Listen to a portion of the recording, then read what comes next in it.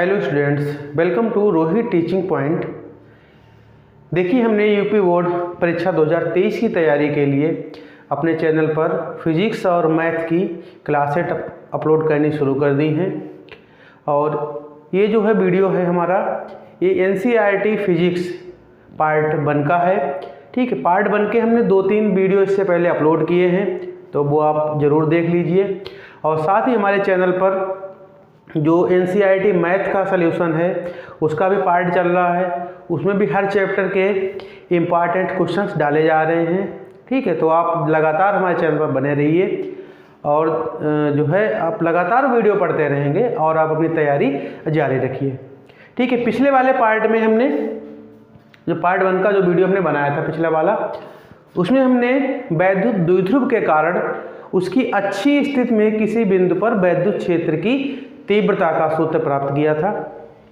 और आज हम वैद्युत द्विध्रुव के कारण निरक्षीय स्थिति में किसी बिंदु पर तीव्रता का सूत्र प्राप्त करेंगे।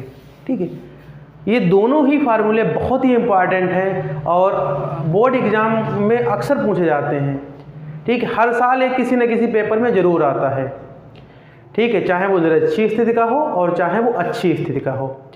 अच्छी स्थिति में आपने देखा था जो द्विध्रुव से r दूरी पर, द्विध्रुव के केंद्र से r दूरी पर जो तीव्रता का सूत्र निकला था वो E = 1/4πε0 × K और Q 2P/RQ ये फार्मूला निकला था। और अब हम देखते हैं कि निरक्षीय स्थिति में किसी बिंदु पर वैद्युत क्षेत्र की तीव्रता का क्या फार्मूला होगा। तो देखिए, ये हमारा AB एक वैद्युत द्विध्रुव है जिसकी लंबाई 2L है और हमने एक पॉइंट यहाँ पर मिडिल पॉइंट O लिया है, तो L दूरी यहाँ होगी और L दूरी यहाँ होगी। तो टोटल जो द्विध्रुव की लंबाई है वो 2L है। और द्विध्रुव के केंद्र से, द्विध्रुव केंद्र O है, इस द्विध्रुव के केंद्र O से r दूरी पर इसकी निरक्षीय स्थिति में, ये हो गया, देखिए द्विध्रुव का अक्ष हो गया है और ये जो निरक्षीय स्थिति में एक बिंदु P है जिस पर हमें वैद्युत क्षेत्र की तीव्रता ज्ञात करनी है। ठीक है, तो आप ये लिख लीजिए कि माना AB एक वैद्युत द्विध्रुव है जिसकी लंबाई 2L है, इसके केंद्र O से r दूरी पर कोई बिंदु P है जिस पर वैद्युत क्षेत्र की तीव्रता ज्ञात करनी है। ठीक है, आप जानते हैं कि आवेश Q से, Q आवेश कोई है और उससे r दूरी पर कोई बिंदु अगर हम लेते हैं, जैसे P बिंदु लेते हैं, तो इस बिंदु पर तीव्रता का सूत्र होता है E = 1/4πε0 × K Q/r²। ये जो है Q आवेश से r दूरी पर तीव्रता का सूत्र होता है। यहाँ पर देखिए द्विध्रुव है, तो द्विध्रुव है तो द्विध्रुव में आप जानते हैं कि दो विपरीत प्रकार के आवेश होते हैं जिनकी क्वांटिटी बराबर होती है और वो पास पास रखे होते हैं। ठीक है, तो देखिए, चाहे तो ये आप लिख लीजिए, माना AB एक वैद्युत द्विध्रुव है, माना AB एक वैद्युत द्विध्रुव है जिसकी लंबाई 2L है, जिसकी लंबाई 2L है। इसके केंद्र O से, इसके केंद्र O से r दूरी पर निरक्षीय स्थिति में, निरक्षीय स्थिति में कोई बिंदु P है, कोई बिंदु P है जिस पर वैद्युत क्षेत्र की तीव्रता ज्ञात करनी है। ठीक है, अब देखिए यहाँ पर दो आवेश हैं, एक -Q और एक +Q। ठीक है, दोनों के कारण यहाँ पर तीव्रता होगी और फिर हम उसका टोटल निकालेंगे। तो पहले हम देखते हैं, चलो कोई देख लीजिए। अब देखिए यहाँ से ये दूरी L है और ये दूरी R है, तो देखेंगे कि यहाँ से जो यहाँ तक की दूरी हो जाएगी वो हो जाएगी √r² प्लस L²। ठीक है, ये पाइथागोरस प्रमेय से हो जाएगी। ये देखिए यहाँ इस त्रिभुज में आप लगाएंगे जब, ऐसे ही इस त्रिभुज में देखिए ये कर्ण है, तो इसका ये जो है स्क्वायर कितना हो जाएगा, ये हो जाएगा r² और प्लस ये L²। ठीक है, बाद में अंडर रूट ले लेंगे, तो दोनों की दूरियां बराबर होंगी। ठीक है, तो पहले हम एक आवेश से निकालेंगे, फिर दूसरे आवेश के कारण निकालेंगे। तो देखिए पहले इसी आवेश कारण देख लीजिए, -q आवेश के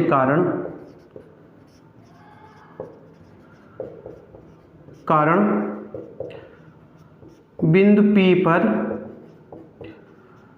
तीव्रता E1 बराबर, तो देखिए E1 कितना हो जाएगा, 1/4πε0 × K जो है वो माध्यम का परावैक्ष्टांक है। ठीक है, वायु या निर्वात के लिए K का मान 1 होता है। तो देखिए तीव्रता का सूत्र क्या होता है बिंदु आवेश से, 1/4πε0 × K। ठीक है, और क्या होता है आवेश, और बटे में क्या होता है दूरी का स्क्वायर। तो देखिए आवेश की मात्रा Q है और बटे में क्या होगा दूरी का स्क्वायर, तो इसका देखिए हम स्क्वायर करेंगे तो क्या हो जाएगा, √a हट जाएगा और क्या आएगा r² प्लस L²। तो ये हो जाएगा r² प्लस L²। एक बात और यहाँ पर आप अच्छी तरीके से समझ लीजिए, वैद्युत क्षेत्र की जो तीव्रता होती है वो सदिश राशि होती है और सदिश राशि की दिशा जरूर लिखी जाती है। और एक आपको बात बता दें, ठीक है, पिछले वाले वीडियो में भी हमने बताया था कि अगर आवेश नेगेटिव होता है तो तीव्रता आवेश की दिशा में होती है, और अगर आवेश पॉजिटिव होता है तो तीव्रता आवेश से दूर की तरफ होती है। तो देखिए यहाँ कितना है, ये माइनस आवेश है ना, तो इसके कारण जो यहाँ पर तीव्रता होगी उसकी दिशा आवेश की तरफ होगी, यानी P से E की दिशा में होगी। कौन सी दिशा में होगी, PA दिशा में। ठीक, ऐसे ही Q के कारण निकालेंगे, सॉरी प्लस Q के कारण निकालेंगे, प्लस Q आवेश के कारण बिंदु P पर तीव्रता। ठीक है, इसका मान E2 हम मान लेते हैं, और E2 = क्या आएगा देखिए, 1/4πε0 × K। ठीक है, और यहाँ पर भी आवेश की मात्रा कितनी है, Q है, और देखिए दूरी भी सेम है, और इस दूरी का स्क्वायर करेंगे तो यहाँ से भी √ हट जाएगा और क्या आएगा r² प्लस L²।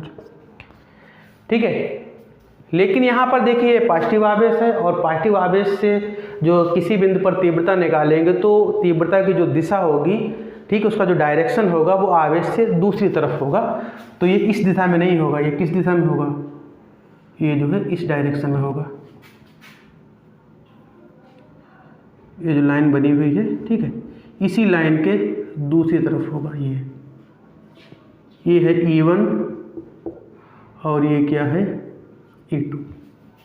ठीक है, तो कौन किस दिशा में होगा, B से P की दिशा में। ठीक है, ये लाइन देखो थोड़ी सीधी नहीं हो पाई ना, तो ये लाइन बिल्कुल ऐसी जाएगी ना, तो जो डायरेक्शन होगी यहाँ पर तीव्रता की वो क्या होगा, B से P की दिशा में,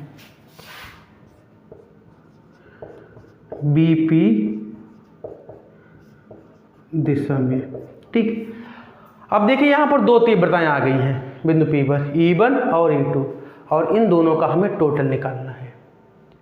आपको बता दें कि जो सदिश राशियां होती हैं उन्हें हम बीजगणित के साधारण नियमों द्वारा नहीं जोड़ सकते हैं, जैसे E1 निकाल लिया और E2 निकाल लिया और E1 प्लस E2 सीधे जोड़ दिया, तो ऐसा हम नहीं कर सकते। जब वो एक ही डायरेक्शन में होती हैं तब हम उन्हें सीधे जोड़ सकते हैं। अगर अपोजिट डायरेक्शन में होती हैं तो क्या करते हैं, एक से दूसरा का प्रभाव हम घटा देते हैं, जैसे पिछले वाले वीडियो में आपने देखा था अच्छी स्थिति में। यहाँ पर देखिए, यहाँ पर ना तो वो एक दूसरे के डायरेक्शन में है ना ही अपोजिट डायरेक्शन में है ना, तो उनके बीच कोई कोण बन रहा है। ठीक है, तो ये कोण का हमें मान चाहिए होगा, तो उसके लिए हम क्या करते हैं, ये कोण मान लेते हैं। तो अगर हम ये कोण अगर थीटा मान लें, ठीक, ये वाला अगर हम कोण थीटा मान लें, ठीक है, तो भाई ये देखिए इस त्रिभुज में क्या है, ये लाइन, ठीक है, और ये लाइन दोनों में कॉमन है, तो ये दोनों कैसे हो जाएंगे, ये दोनों समरूप त्रिभुज हो जाएंगे। तो जो एंगल ये होगा थीटा, ठीक है, इसके सामने की भुजा भाई ये देखो दोनों में कॉमन है ना, तो ये जो एंगल थीटा ये होगा वही एंगल थीटा हो जाएगा ये वाला एंगल, ठीक है।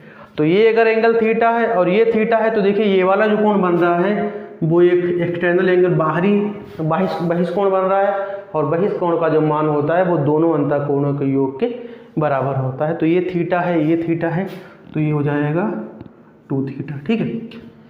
यहाँ पर आप कोण वाला मान सकते हैं, हम माना कोण OAP या PAO, जो भी आप लिखना चाहें, ठीक, बराबर थीटा हो जाएगा, और यही कोण ये वाला हो जाएगा PBO, ठीक।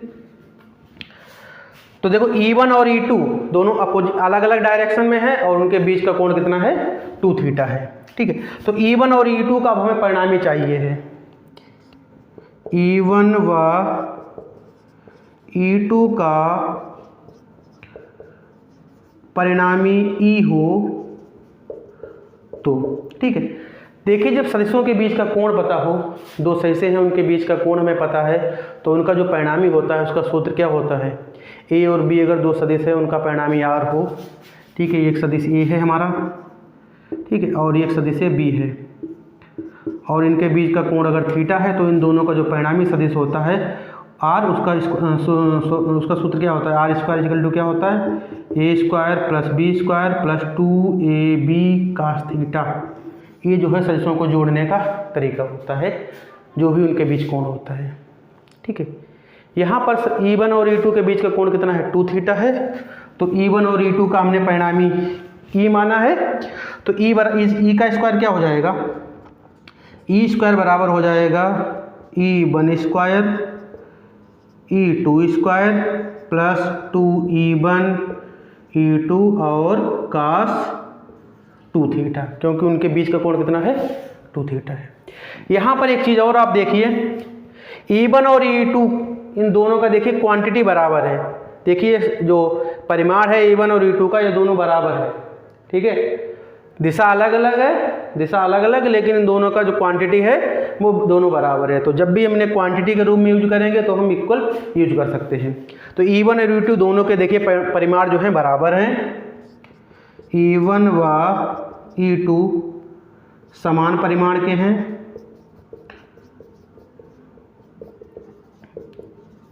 ठीक है। तो इसलिए E1 और E2 की जगह हम कोई एक ले लेते हैं, ठीक। यहाँ पर देखिए मान हम नहीं रखेंगे, E1 और E2 का मान बिल्कुल हम लास्ट में रखेंगे ना, ठीक है। तो एक चीज़ ध्यान रखिएगा, इसमें मान हम बिल्कुल लास्ट में रखेंगे। तो E1 और E2 देखिए दोनों बराबर हैं, तो एक कोई हम यूज कर सकते हैं, चाहे हम E1 ले लें और चाहे E2 ले लें, ठीक है। तो हम दोनों जगह पर E1 और E2 की जगह पर कोई एक ले लेते हैं। तो देखिए E स्क्वायर बराबर क्या हो जाएगा, E1 स्क्वायर प्लस E2 की जगह पर हम E1 ही ले रहे हैं, तो हो जाएगा E1 square plus 2E1 into E1 और क्या हो जाएगा cos 2 थीटा, ठीक। देखिए E1 और E2 की क्वांटिटी बराबर है, देखिए 1/4πε0 k Q/r² plus L square, यहाँ पर भी वही है 1/4πε0 into k Q/r² plus L square, ठीक है। k यहाँ पर क्या है, k जो है माध्यम का परावैष्टांक है। अब देखिए E1 स्क्वायर, ये E1 स्क्वायर हो गया, तो क्या हो गया जाके देखिए E1 स्क्वायर और E1 स्क्वायर हो गया 2E1 स्क्वायर प्लस ये हो गया 2E1 स्क्वायर और cos 2 थीटा। यहाँ पर देखिए 2E1 स्क्वायर आप कॉमन ले लीजिए, तो 2E1 स्क्वायर कॉमन ले लीजिए, तो यहाँ बचेगा 1 प्लस cos 2 थीटा। अब यहाँ पर देखिए cos 2 थीटा का एक फार्मूला होता है, एक के असल में cos 2 थीटा के 4 फार्मूले होते हैं टोटल, ठीक है। और अगर आप मैथ के स्टूडेंट हैं तो वो चारों आपको याद होने ही चाहिए, ठीक है। फिजिक्स के हैं तो भी आप याद होने चाहिए, और वो 4 हम एक बार लिख के भी दे रहे हैं आपको, और ये आप जरूर याद रखिएगा। cos 2 थीटा के 4 फार्मूले होते हैं, एक होता है 1 - 2 साइन स्क्वायर थीटा, और एक होता है 2 कास स्क्वायर थीटा माइनस 1। एक होता है, देखिए एक साइन में हो गया, एक कास में हो गया, और एक कास और साइन दोनों में होता है cos square minus sine square, और एक होता है 10 में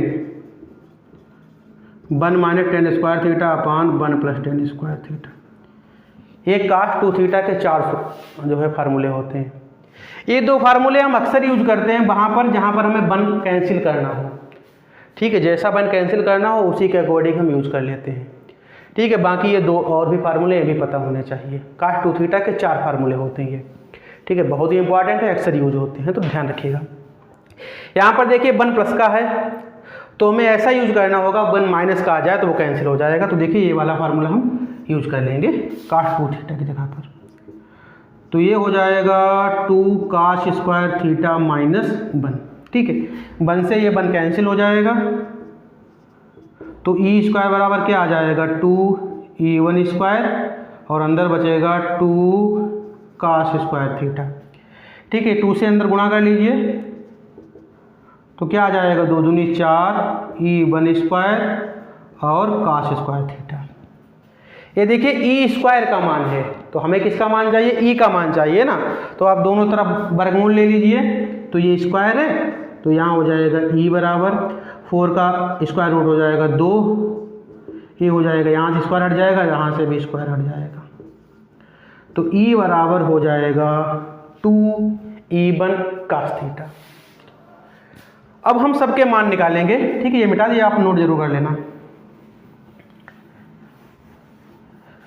अब देखिए यहां से अगर हम कास थीटा का मान निकालें तो कास थीटा बराबर क्या होता है, आधार बटे कर्ण। इस एंगल के लिए ये लंब हो जाएगा, ये आधार हो जाएगा और ये कर्ण हो जाएगा। तो कास थीटा बराबर हो जाएगा आधार बटे कर्ण, यानी l upon under root R square plus L square. ठीक है, यहाँ से देखिए हम एक लाइन और खींच देते हैं क्योंकि जरूरत पड़ेगी अभी। ठीक है, मान रखते हैं ई बराबर 2, E1 का मान कितना है, E1 और E2 दोनों का मान बराबर है, कोई भी रखिए आप। 1 upon 4πε0 into K Q upon R square plus L square. ये हो गया E1 का मान।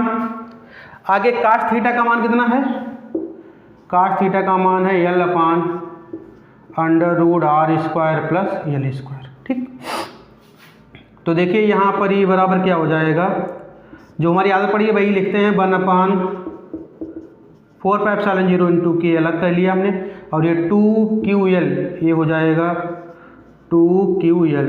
ठीक है, नीचे देखिए, ये देखिए R square plus L square है और यहाँ पर R square plus L square की अंडर रूट है। तो अंडर रूट का आप मान समझ लीजिए ये होता है हाफ पावर, 1/2 पावर। तो 1/2 पावर ए और 1 पावर ए, तो कितनी हो जाएगी 1/2 प्लस 1। ठीक है, 1 और आधा कितना हुआ 1.5, यानी 3/2। तो ये आ जाएगा R square plus L square की पावर ये हो जाएगी 3/2।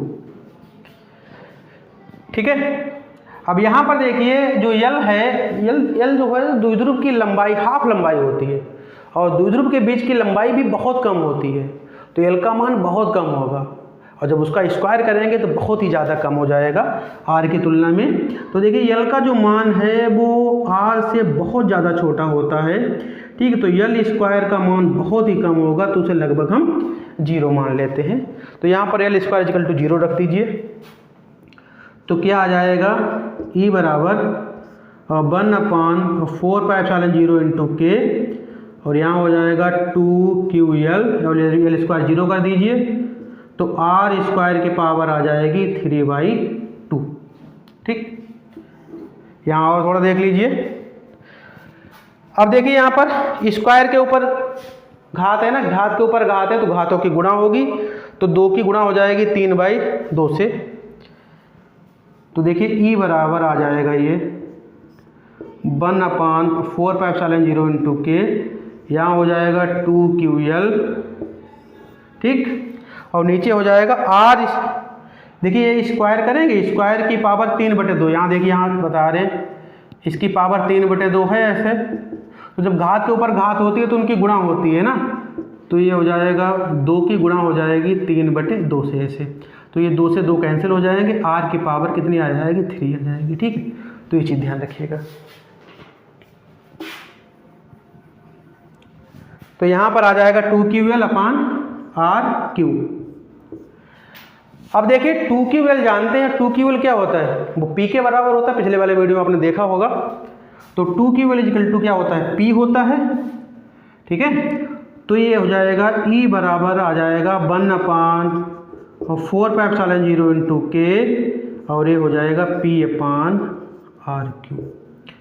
ठीक है, ये है E का मान। और जहाँ P बराबर क्या है, 2QL होता है, और इसे क्या कहते हैं, द्विध्रुव का आघूर्ण। द्विध्रुव का आघूर्ण बोलते हैं इसे। तो ये हमारा E का मान आया है। ठीक है, तो बहुत ही इम्पॉर्टेंट क्वेश्चन है। ठीक है, आप इसे पूरा एक बार अच्छी तरीके से देख लीजिए। और देखिए ये चीज़, ये दूरियां दोनों बराबर होंगी, तो इस वजह से E1 और E2 है, इन दोनों की क्वांटिटी बराबर होगी। तो ये चीज़ ध्यान रखिएगा। ठीक है, सदिशों को जोड़ने का सूत्र क्या होता है, ये सूत्र भी आप याद रखिए, बहुत ही इंपॉर्टेंट सूत्र है। यहाँ पर ध्यान रखिएगा E1 और E2 की क्वांटिटी बराबर है, तो इसलिए आप कोई एक आप यूज करिए। यहाँ पर E1 और E2 का मान मत रख देना, ठीक है, नहीं तो ज़्यादा टिपिकल हो जाएगा। मान बिल्कुल लास्ट में रखेंगे, जब यहाँ तक हम आ जाएंगे। ठीक है, उसके बाद मान रखेंगे। कास्ट थीटा का भी मान निकालना पड़ेगा हमें। ठीक है, तो ये मोस्ट इम्पॉर्टेंट क्वेश्चन है। और ये पार्ट 1 का जो हमारा पहला चैप्टर है, विद्युत क्षेत्र और उसके आवेश और विद्युत क्षेत्र, उससे संबंधित है और बहुत इंपॉर्टेंट है, बहुत बार एग्जाम में पूछा गया है। ठीक है, आप इसे अच्छी तरीके से समझ लीजिए। ठीक है, इसको हमने कहीं पर से मिटाया नहीं है बीच में, तो आप थोड़ा एक कंसिस्टेंट हो गया है, तो थोड़ा ध्यान रखिएगा। कहीं पर नहीं समझ में आ रहा है तो आप ज़रूर पूछिए। ठीक है, और आप इसे अच्छी तरीके से तैयार कर लीजिए। ठीक है, नोट करिए इसे। ठीक है, और बाकी जो है नेक्स्ट वीडियो में हम इसके न्यूमेरिकल लगवाएंगे। ठीक है, तो आप जो है बने रहिए। और उसके अलावा लगातार मैथ के भी क्लास अपलोड की जा रही हैं, लगातार वीडियो अपलोड हो रहे हैं। आप जो है हमारे चैनल के साथ बने रहिए। ठीक है, वीडियो देखने के लिए आपका बहुत बहुत धन्यवाद। Thank you very much.